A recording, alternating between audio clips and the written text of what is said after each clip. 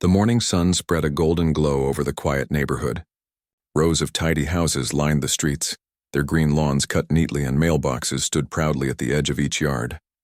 It was the kind of neighborhood where people waved to each other in the mornings and children played with their bikes in the evenings. At the corner of the street lived a man named Daniel. Daniel had moved into the community just a year ago. His house was modest but well kept. The paint on the walls still looked fresh, and his garden had bright flowers that made his yard cheerful. To the neighbors, Daniel seemed like a quiet man who minded his own business. He spoke politely when greeted, helped carry groceries for an elderly woman once, and kept his home in perfect order. Nobody knew much more about him. What no one realized was that Daniel had spent most of his life serving in the Special Forces. His calm smile and easy manners hit a sharp mind trained to notice every detail, every small change around him. He had lived in dangerous places, survived missions where others might not, and had trained his body and mind to react quickly. Yet here in this neighborhood he wanted nothing more than peace and a quiet life. That morning Daniel was in his kitchen pouring coffee when he heard the sound of heavy boots outside. It was not the normal sound of children running or someone walking their dog. This was different, rhythmic, firm. He set his cup down and walked toward the window. 3 men in dark uniforms were walking up his driveway. They wore badges on their chests, but Daniel immediately noticed something odd. Their uniforms were not standard police uniforms. The fabric looked cheap and the badges seemed shiny but poorly made. One of them had his shirt untucked and another had mismatched shoes. Daniel's eyes narrowed slightly. Real officers would never be so careless. The tallest of the men knocked hard on his front door. The sound echoed through the house. "Open up, HOA enforcement. You're under arrest for not paying your HOA fees," the man shouted. Daniel stayed silent for a moment. His neighborhood did have a homeowners association, but he had always paid his fees on time. He even kept the receipts carefully filed in a drawer. His instincts told him this was not about fees. Something was wrong. He opened the door slowly, his face calm and polite. "Good morning," he said. "Can I help you?" The tall man shoved a piece of paper in his face. It looked like a notice, but the text was badly written, filled with spelling mistakes. The words HOA police were printed at the top in bold, which Daniel knew was nonsense. The HOA could issue warnings or fines, but there was no such thing as an HOA police. "You've been avoiding payments. We're here to take you in," the man said in a gruff voice. Daniel studied the man's eyes. They were restless, shifting left and right. Behind him, the other 2 tried to look intimidating, but one kept glancing nervously at the street. These were not trained officers. They were pretending. Keeping his voice steady, Daniel asked, "Can I see your identification?" The tall man puffed out his chest. "This paper is all the ID you need. Now step aside and come with us." Daniel noticed the man's hand twitch near his belt. Not a police belt, but a plain one with a pouch clipped on the side. It could be anything, maybe a tool, maybe something else. "I think there's been a mistake," Daniel said. "I have proof I've paid my HOA fees. Why don't you wait here while I get the documents?" He spoke softly, almost like he believed their lie. But inside, his mind was already working. If these men were fakes, they had come for another reason. Perhaps they thought he lived alone. Perhaps they thought he was easy prey. They had no idea who they were standing in front of. Daniel walked calmly to a drawer in his living room, pretending to search for papers. He kept his movements slow so they would not grow suspicious. At the same time, his sharp eyes scanned their reflection in the glass frame on the wall. The tall one leaned slightly inside the door, trying to look bold. The second stood near the steps, scanning the street nervously. The third kept shifting his weight from foot to foot. Their formation was sloppy, untrained. In the drawer, Daniel kept more than bills. He had a small phone ready, a secure device from his past work. He pressed one button quietly, sending a silent signal to a trusted contact. Then he pulled out his folder of receipts, real ones, and turned back toward the men. "Here are the receipts," he said, handing the papers over. The tall man barely glanced at them. He crumpled the paper in his fist and tossed it aside. "These are fake. You're coming with us." Daniel tilted his head slightly, pretending to look confused. "Are you sure?" "The dates are all correct." "Enough talk," the man growled. He stepped forward, trying to grab Daniel by the arm. In that instant, Daniel moved. His reflexes were sharp, smooth, and controlled. He twisted his body just enough for the man's hand to miss. Then, without force, he shifted his weight, making the man stumble forward. To anyone watching, it looked like an accident. "Careful," Daniel said calmly. "Wouldn't want you to hurt yourself." The other two men exchanged nervous glances. They had not expected resistance. They thought it would be easy. The tall man straightened, his face red with anger. "Don't play games with us. We'll take you by force if we have to." Daniel's voice stayed steady. "You should leave before this becomes worse for you." His words were not loud, but they carried a certain weight. Something in his tone made the men hesitate. For a brief moment, silence hung in the air. A car passed by at the end of the street, the driver slowing down slightly to look at the scene. The nervous man on the step shifted again, his eyes darting around. Finally, the tall one barked, "Let's go. We'll be back for you." They turned and walked quickly down the driveway, their steps uneven now. Daniel watched them until they disappeared around the corner. He closed the door quietly and locked it. Inside, he picked up the crumpled receipts from the floor and placed them back in his folder. He knew this was not over. Those men were not ordinary troublemakers. They had planned this visit, even made fake uniforms and papers. Someone had sent them. Someone who believed Daniel would be easy to target. But whoever it was, they had made a mistake. Daniel walked to his study and sat down at the desk. His phone blinked softly with a message from the contact he had signaled earlier. Help was ready if he needed it. He typed a short reply. Possible threat. 3 impersonators. We'll observe further. As the sun climbed higher and the neighborhood carried on with its normal day, Daniel sat in his chair, his mind calm but alert. The fake HOA police had tried once. They would try again.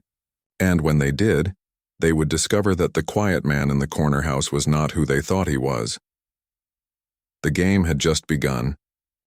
The neighborhood returned to its calm rhythm after the 3 fake officers left. Birds sang on tree branches, children laughed as they chased each other on the sidewalk, and neighbors trimmed hedges or watered flowers. From the outside, it looked like an ordinary day. But inside Daniel's house, the air was different. The quiet man who most thought of as just another homeowner sat in his study, his posture straight, his eyes sharp, and his mind racing. He had faced danger before, many times in his life, but never like this. The battlefield had rules. You knew who the enemy was and where the fight would be. But this situation was strange. These men had pretended to be HOA police, a group that did not even exist, and had boldly tried to pull him out of his house.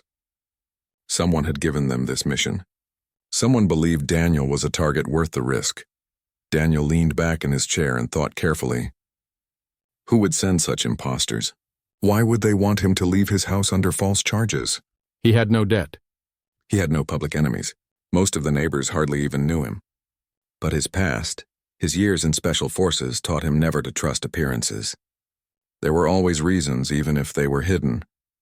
He opened his folder again and looked at the HOA fee receipts. Every payment was made on time, each one neatly stamped. It was undeniable proof, yet the fake officers had ignored it. Their real intention was clear. They wanted to remove him by force. Daniel stood up and walked to the front window. Across the street, an old man was raking leaves. A woman was carrying shopping bags, and a boy rode past on a skateboard. Life carried on as if nothing unusual had happened. None of them had noticed the danger that had almost unfolded at his door.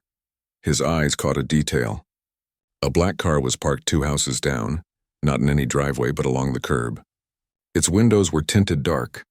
It had not been there earlier when he went out to water his flowers. Daniel's instincts sharpened.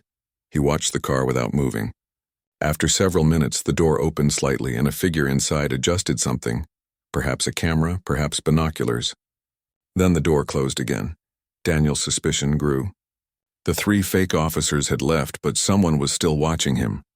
He walked quietly to the back of the house and went down into the basement. In a locked metal box, he kept a set of tools from his old life. Not weapons of destruction, but tools of observation and defense. He pulled out a pair of high-grade binoculars, a small camera, and a notebook. Returning to the upstairs window, he used the binoculars to study the car more closely. The license plate was covered in dirt as if someone had rubbed mud across it on purpose. The tires looked worn and the rear bumper had a dent. This was not the vehicle of a careful neighbor. This was a surveillance car. Daniel wrote down every detail in his notebook. He knew that collecting information was always the first step. Acting too soon could reveal his own knowledge. It was better to watch quietly until the time was right. Hours passed, and the car remained. Around noon, Daniel fixed himself a simple lunch of bread and soup. He ate calmly, as if nothing was unusual, but his ears stayed alert for any unusual sound. Later in the afternoon, he left his house and walked casually down the street, holding a bag of trash. He moved slowly, whistling softly, as if he were only doing a normal chore. As he passed the car, he glanced at its side mirror. Through the reflection, he saw two figures inside, one sitting still, the other writing something down. He dropped his trash bag in the bin and kept walking, turning the corner casually. Out of sight of the car, he slipped into the alley that ran behind the houses. From there, he circled around silently and reappeared behind the car, moving like a shadow. He crouched near a hedge, observing from close range. Inside, he could now see clearly. The driver wore a dark cap pulled low, and the passenger had a camera with a long lens pointed toward his house. They were watching him, recording him as if building a file. Daniel returned home without being noticed. He sat at his desk and thought carefully. Whoever these people were, they were not ordinary criminals. They had resources, equipment, and confidence to set up in plain sight. That meant this was organized. As evening approached, Daniel decided to act. He sent a coded message through his secure device. Surveillance confirmed. 2 suspects in vehicle. Possible link to earlier impersonators. Request check. The reply came minutes later. Understood. We'll run plate and send information. That night, as the neighborhood grew quiet and the streetlights flickered on, Daniel sat near his window in darkness, watching the car. The 2 figures remained until midnight. Then at last, they started the engine and drove away slowly. Daniel did not relax. He knew they would be back. The next morning, his secure phone buzzed softly. The message was brief. Car registered under false identity. Suspected group operates scams and abductions under disguise. Approach with caution. Daniel closed his eyes for a moment, so his suspicion was correct. This was no random trick. These people were professionals in deception. They wore fake uniforms, created fake documents, and pretended to be authorities. But this time, they had chosen the wrong house. Later that day, Daniel left his house and visited the small neighborhood store. He greeted the shopkeeper politely and bought a few groceries. He wanted to appear normal, but his sharp eyes noticed everything. A man in the corner pretended to browse magazines, but his shoes were military-style boots, not the kind most people wore casually. A woman outside leaned against a car, pretending to talk on her phone, but her eyes kept flicking toward him. They were everywhere now. Watching him. Testing him. On his way back, he greeted one of his neighbors, a friendly woman named Maria. She smiled and asked if he was doing well. Daniel nodded politely, but kept his answers short. He did not want the watchers to know anything about the people who lived around him. The less they knew, the safer his neighbors would be. That evening, as he sat on his porch with a cup of tea, the same black car returned. This time it parked even closer, right in front of his neighbor's house. The 2 men inside tried to look casual, but their tension showed. Daniel took a slow sip of tea, his face calm. Inside, his mind was sharp as steel. He had spent his life in missions where patience meant survival. He would let them make the next move. The sun set. The street grew darker, and Daniel waited. He knew this was not over. The fake officers had failed once. The watchers had gathered information. The next step would come soon, and when it did, he would be ready. Deep inside, the soldier in him was awake again. He had left the battlefield to live a quiet life, but the battlefield had found him again, and this time the fight would be on his terms. The 3rd day after the strange visit began quietly. The sun rose gently over the rows of neat houses, and the streets echoed with the ordinary sounds of life. Children getting ready for school, dogs barking at the mailman, and sprinklers hissing on lawns. Yet Daniel knew that beneath the calm surface, danger was moving closer. The fake officers had failed to trick him. The watchers in the black car had recorded him, and now the next step was coming. He could almost feel it in the air, a kind of tension that only trained instincts could sense. Daniel had lived through many tense mornings before. In distant lands, he had waited in silence for ambushes, read the smallest signs of movement, and survived because he trusted his awareness. This morning felt the same. His house was quiet, but his mind was sharp, ready for whatever was about to unfold. He made his coffee slowly, listening carefully. At first everything seemed normal, but then he caught a faint sound outside. A van had stopped at the end of the street. It was white with no company logo or markings. Two men got out pretending to adjust something in the back, but Daniel noticed their body language. They were not delivery workers. They moved with stiffness, glancing at each other nervously. He set his coffee down and moved toward the window. A second car pulled up across the street, this one a silver sedan. A woman in a business suit stepped out, holding a clipboard.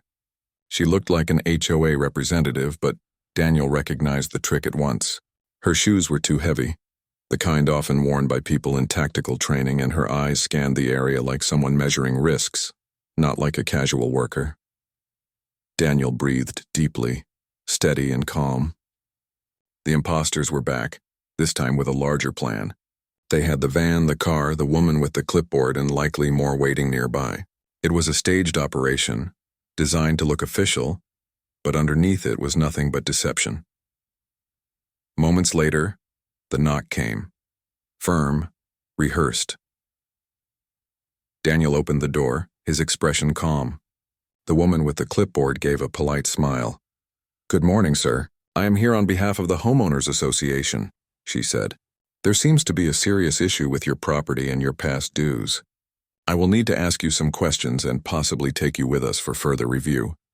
Her voice was smooth, almost convincing, but Daniel could hear the strain underneath. She was not comfortable in this role. "I see," Daniel replied politely. "Could I please see your identification?" She held up a badge. It looked official at first glance, but Daniel saw the details instantly. The font was wrong, the seal blurred, and the name on the card was smudged as if printed quickly.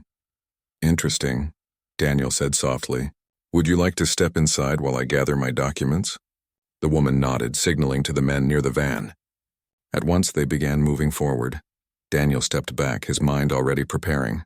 He had no intention of letting them inside, but he wanted them to reveal their plan fully. He led the woman toward the living room while his eyes tracked the men outside. Two of them walked up the driveway, one holding a small black case. Another stayed near the van, looking around. Inside, Daniel spoke calmly. "It is unusual for the HOA to send officers to arrest people. Normally, fees are handled through letters or meetings." The woman hesitated. "This is a new procedure. Special enforcement." Daniel tilted his head slightly, pretending to believe her. "I understand. Allow me to bring my proof of payments." He walked toward his study, his steps measured. The woman stayed in the living room, her clipboard held tightly, her eyes scanning his furniture as if looking for hidden things. Daniel opened his drawer and quietly pressed the secure phone again, sending another alert. Larger group. Van and car involved. Possible abduction attempt. As he closed the drawer, he heard the sound of boots entering his home. The men from outside had stepped in. Their voices were low, giving instructions to each other. Daniel returned to the living room. 3 men now stood inside, their fake uniforms looking even more suspicious in the bright daylight. One of them placed the black case on the table and opened it. Inside were zip ties, duct tape, and a small recorder. These were not tools of an HOA visit. These were tools of capture. "Sir," the tall man said, the same one who had come 2 days earlier, "you must cooperate. You have no choice. If you come with us quietly, this will be easy." Daniel looked at them with calm eyes. His voice was steady. "You should leave now before you regret stepping into this house." The tall man laughed harshly. "You think you can stop us? We are in control here," but Daniel knew better. He had been trained for moments exactly like this. Moments where calm and precision mattered more than noise and threat. He stepped closer to the table, his posture relaxed, his hands empty. "Let me explain something," Daniel said softly. "I am not the person you think I am. You came here believing this would be easy. You came with fake badges and false uniforms, but you chose the wrong house."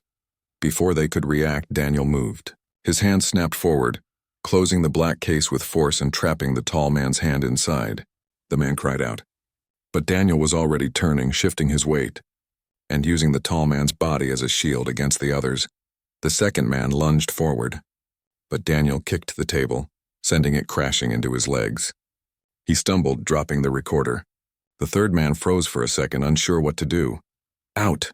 Daniel commanded, his voice sharp like steel. The woman at the door reached for her radio, but Daniel's eyes locked on her. "If you call for backup, you will bring them into danger, not me," he warned.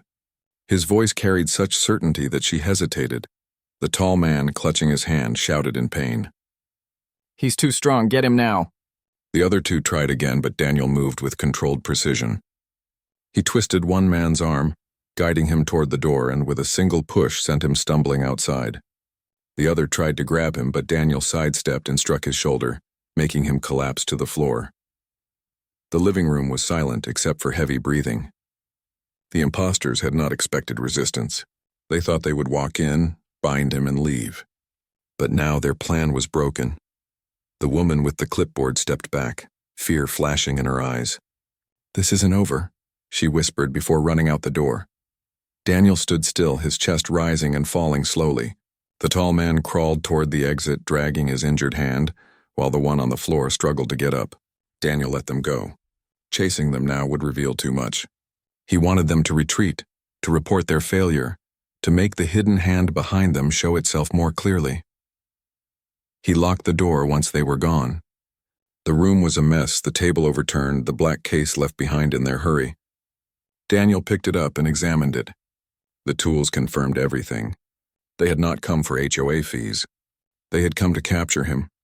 That night, Daniel sat in his study with the case open before him. He wrote notes in his notebook, every detail of their plan. His secure phone blinked again with a message, "Reinforcements available." "Say the word," Daniel typed back. "Not yet. Need to see who is leading them." Outside, the street was quiet once more. But Daniel knew this was only the beginning. The imposters had already failed twice. Whoever was giving them orders would not accept failure again, and when they returned, Daniel would be ready. The night after the second intrusion stretched long and heavy. Daniel sat in his study with the black case on his desk. The zip ties, duct tape, and recorder inside were silent proof of the imposters' real intent. His instincts told him they would not give up. Failure was not the kind of thing such organized groups accepted. They would return, stronger, with a sharper plan. Daniel's phone blinked again with a coded message. "Backup team ready. Say the word." He read it twice, then placed the phone down without replying. He could call for reinforcements, but he needed to know who was behind this first. If he acted too quickly, the real source would stay hidden in the shadows. The house was quiet, but Daniel's senses never rested. He walked through each room, checking doors and windows. Every curtain was drawn, every lock secured. He stepped outside onto the porch and looked across the street. For once, the suspicious black car was not there, but Daniel knew this was not a sign of safety. It only meant they were changing their strategy. The next morning began like any other. Birds sang in the trees, children went off to school, and neighbors greeted each other with smiles. Maria, the woman next door, waved at him as she watered her flowers. Daniel smiled politely and waved back. To her, he was just the quiet man who lived alone. He intended to keep it that way. His fight was not hers. Later that day, he decided it was time to start turning the tables. He opened the metal box in his basement and pulled out a small set of tools. Nothing loud or violent, only items for surveillance. A miniature camera, a tiny microphone, and a handheld scanner. These were not the weapons of a soldier on the front lines. They were the eyes and ears of someone who wanted the truth. Daniel began his work carefully. At dusk, he left his house with a toolbox and walked calmly as if heading to fix something outside. He moved down the street, his steps steady, until he reached a tall oak tree that gave a clear view of the road. From there, he quietly placed the camera inside a birdhouse that hung on a branch. The camera was so small that no one passing by would notice it. It faced the road where cars often parked. Then he placed the microphone under the mailbox near his driveway. It would catch voices of anyone who approached his home. Every move he made was calm and ordinary. To a casual observer, he looked like a man fixing decorations. But Daniel knew that from now on, every sound and movement would be recorded. That night, he sat in his study again and watched the camera feed on his laptop. Hours passed, but finally, near midnight, he saw headlights. A van drove slowly down the street and stopped 2 houses away. 2 figures stepped out. One held a phone, speaking quietly, while the other opened the back doors of the van. They unloaded a large case and carried it into the shadows. Daniel leaned forward, watching closely. The men moved with discipline, not the clumsy carelessness of small-time criminals. This was a group trained to follow orders. He listened through the microphone feed and caught part of their conversation. He said tomorrow night. Move him out quietly. No mistakes this time. Daniel's eyes narrowed. Tomorrow night. They planned to return again. And this time, their orders were to move him out of the neighborhood. He closed his laptop and sat still for a long time. The imposters were planning an abduction, and his home was their chosen ground. But they had underestimated him again. If they thought he would wait passively, they were wrong. The next morning, Daniel prepared. He walked to the store and bought ordinary supplies, rope, nails, and a few boards of wood. The shopkeeper thought he was fixing part of his fence.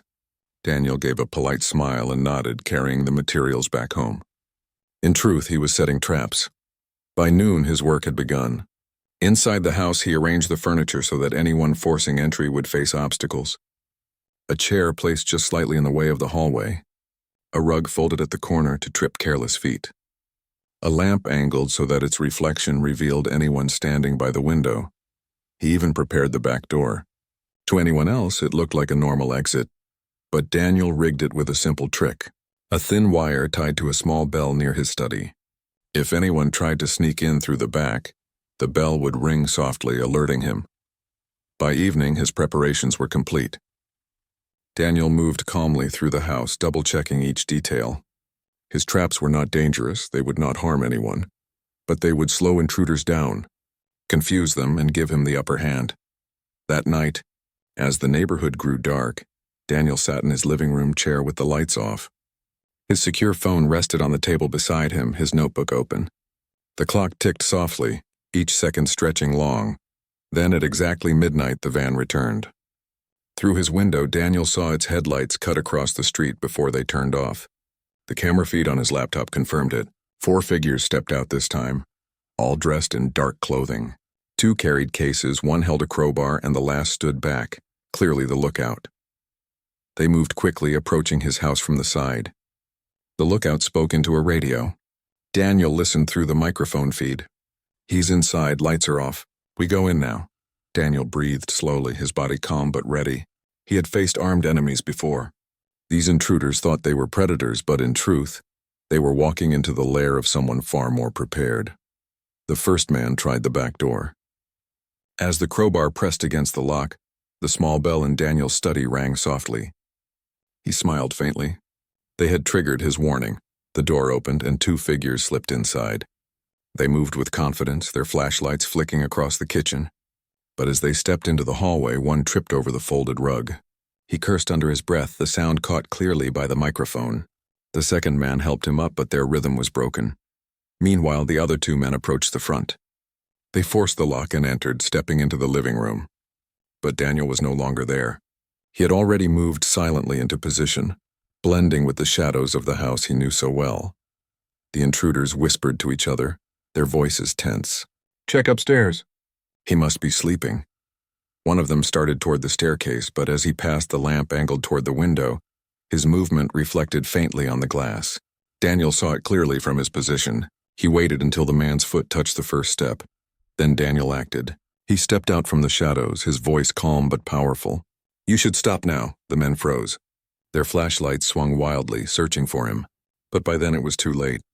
Daniel moved with precision, his hand striking the nearest man's wrist. The flashlight clattered to the floor, plunging the room back into near darkness. Where is he? One of them hissed, but fear already crept into his voice. From the hallway, the other 2 intruders stumbled forward, confused by the traps. They regrouped 4 against 1, but Daniel stood firm. This house is not yours, he said evenly. You will leave now, or you will stay here in ways you cannot imagine. For a moment, silence filled the air. Then the leader snapped, Grab him! They rushed at once, but their coordination broke instantly. One tripped again over the chair placed in the hallway. Another crashed into the overturned table Daniel had set earlier. In the chaos, Daniel moved with controlled speed. He twisted one man's arm behind his back, guiding him straight into another. The 2 fell together, groaning. The last 2 hesitated, fear replacing their boldness. They looked at each other, then at Daniel, who stood unshaken. His eyes were calm, but his presence filled the room like a force. Out, Daniel commanded. This time they obeyed. Dragging their fallen companions, they retreated toward the van. Daniel did not chase them. He let them flee just as he had before. The more they failed, the more desperate the hidden hand behind them would become, and desperation always revealed weakness. When silence returned, Daniel locked the door once again. His living room was in disarray, but he felt no anger. Every overturned chair, every scattered item was proof of his plan working. He sat back in his chair, his notebook open. He wrote carefully, "Third attempt. 4 intruders. Tools of abduction confirmed. Failed due to countermeasures. Group becoming reckless." Outside, the van sped away, its tires screeching in the night. Daniel knew they would not stop. Their leader would demand answers, and soon, the truth would come closer to the surface. The quiet man of the neighborhood was no longer just a homeowner. He was a soldier again, standing firm in the middle of a battlefield disguised as a street of peaceful houses. And the battle was far from over. David woke up early the next morning. The night had been long, filled with thoughts about the fake HOA group, their strange motives, and the chaos they had already caused. He sat at his small dining table with a notebook in front of him. He had been writing down everything he knew so far, trying to see the bigger picture. The quiet of the morning was comforting, but he knew it would not last. The group was still out there, and they would not stop until they got what they wanted. David tapped his pen on the paper. He had written down names, faces, cars, and small details from his encounters. He had learned in the Special Forces that no detail was too small, and sometimes the smallest clue could change everything. As he studied his notes, his phone buzzed. It was Mark, his neighbor, and one of the people who had helped him last time. Mark sounded worried. He told David that 2 unknown vans had been parked near the neighborhood entrance since dawn. The men inside looked suspicious. They wore matching jackets and kept scanning the area as if they were waiting for something. David stood up, grabbed his jacket, and told Mark to stay inside and alert the others. He knew the final move was coming. The fake HOA group was preparing for something big. When he stepped outside, the air felt heavy. The streets were quiet, but the quiet was tense. Children who usually played outside were kept inside by their parents. Curtains moved slightly as people peered out nervously. The neighborhood had become a stage, and everyone was waiting to see what would happen. David walked toward the center of the neighborhood. He wanted the group to see him. He wanted them to know he was not afraid. As he reached the park, he noticed the 2 vans slowly rolling down the street. The doors opened and several men stepped out. They were the same fake HOA enforcers who had come before, but this time they had more people, more equipment, and a look of confidence that came from believing they had the upper hand. The leader of the group, the same man who had first accused David of not paying fees, stepped forward. His voice was loud and sharp as he spoke, so the neighbors hiding behind curtains could hear. "David, this is your last chance. You will obey the HOA rules, you will pay what is owed, and you will stop interfering. If you refuse, we will take full control of this neighborhood today." David looked at him calmly. "You have no authority here. You are pretending, and everyone knows it. Real authority comes from truth. And the truth is you are criminals hiding behind fake uniforms." The leader laughed, but it was forced. His men stood behind him, gripping their radios and batons. They were trying to look official, but the cracks in their disguise were showing. Some of them shifted uneasily, as if they too knew this confrontation could end badly. David raised his voice so everyone nearby could hear. "Neighbors, do not be afraid. These men are not police. They are not HOA officers. They are imposters who want power over us. Today we show them that we stand together." His words carried strength, and slowly, people began to step outside their homes. First, a few men came out, standing on their porches with folded arms. Then mothers appeared, holding their children close but standing tall. Teenagers who had once laughed at neighborhood meetings now stood silently, their eyes serious. The crowd grew larger, and the fake HOA members began to realize they were outnumbered. The leader tried to regain control. "Don't listen to him. We are here for order. Without us, your community will collapse. We are here to protect you, but only if you follow the rules." But the neighbors shook their heads. One man shouted, "You never protected us. You threatened us." Another woman called out, "Real protectors don't need fake badges." The voices of the people grew louder, mixing into a powerful wave of resistance. David knew the time had come. He stepped closer to the leader. His voice dropped low so only the man in front of him could hear. "I am Special Forces. I see through you. You have one chance to walk away before everything you built falls apart." The leader's eyes flickered with fear. He knew what that meant. David was not just a neighbor defending his street. He was trained, skilled, and determined. The men behind the leader began to hesitate. Some looked at the angry crowd, some at David, and some at the ground. The unity of the group was cracking. Suddenly, one of the vans revved its engine, trying to intimidate the crowd. But instead of fear, the sound only brought more neighbors forward. People began recording videos on their phones, capturing every second. The fake HOA group realized the truth.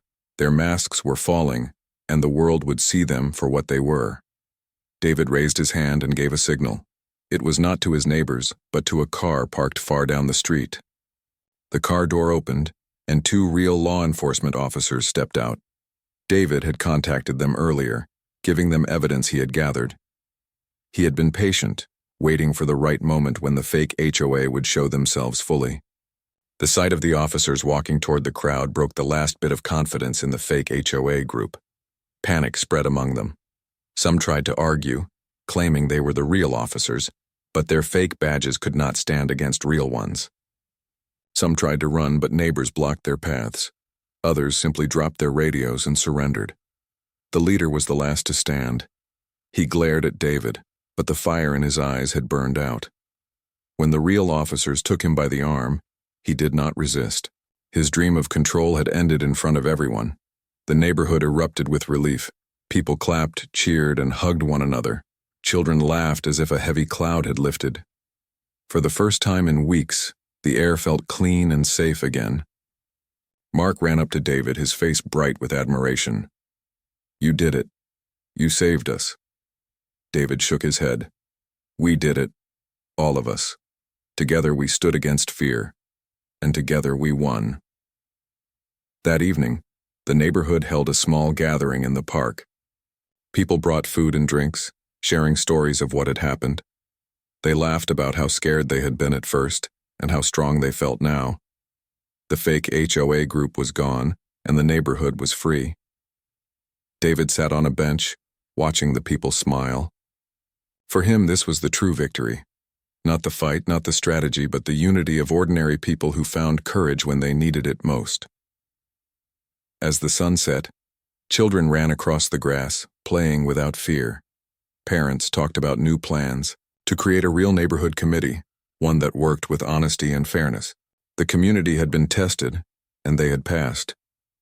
David leaned back, letting the evening breeze wash over him. He knew challenges would always come, but now the people were ready. They would no longer be fooled by fake uniforms or empty threats. They had seen the power of standing together, and that strength would stay with them forever. And as darkness fell, the man from Special Forces smiled quietly to himself. He had not just defended his home. He had helped awaken the courage that lived in everyone around him. That courage would keep the neighborhood safe for many years to come.